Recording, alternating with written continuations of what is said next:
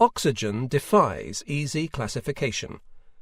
Ever since it was discovered in the 1770s, its properties and chemistry have been squabbled over by scholars and charlatans alike.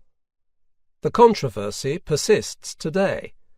Oxygen is hailed as the elixir of life, a wonder tonic, a cure for aging, a beauty treatment, and a potent medical therapy.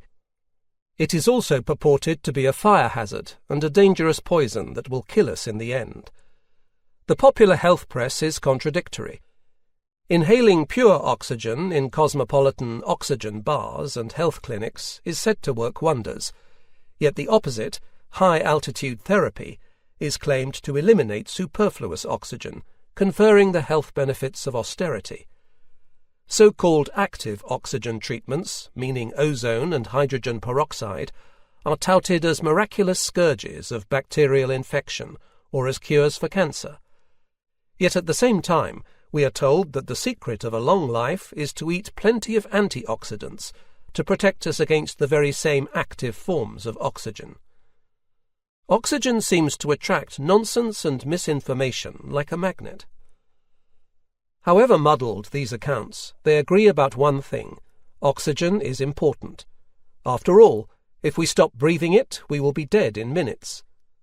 Our bodies are beautifully designed to deliver oxygen to each of our 15 million cells.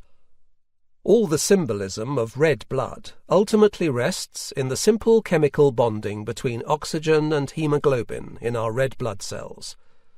Suffocation and drowning, the physical deprivation of oxygen, are among the darkest of human fears. If we think of a planet without oxygen, we think of a sterile place pockmarked with craters, a place like the Moon or Mars. The presence of oxygen in a planetary atmosphere is the litmus test of life. Water signals the potential for life, but oxygen is the sign of its fulfillment. Only life can produce free oxygen in the air in any abundance. If pressed for an unemotional reason for not cutting down the rainforests or polluting the oceans, we may argue that these great resources are the lungs of the world, ventilating the earth with life-giving oxygen. This is not true, as we shall hear, but illustrates the reverence in which we hold oxygen. Perhaps it is not entirely surprising that we seek mystical or healing properties in a colourless, odourless gas. This book is about life, death, and oxygen, about how and why life produced and adapted to oxygen, about the evolutionary past and future of life on Earth, about energy and health, disease and death, sex and regeneration, and about ourselves.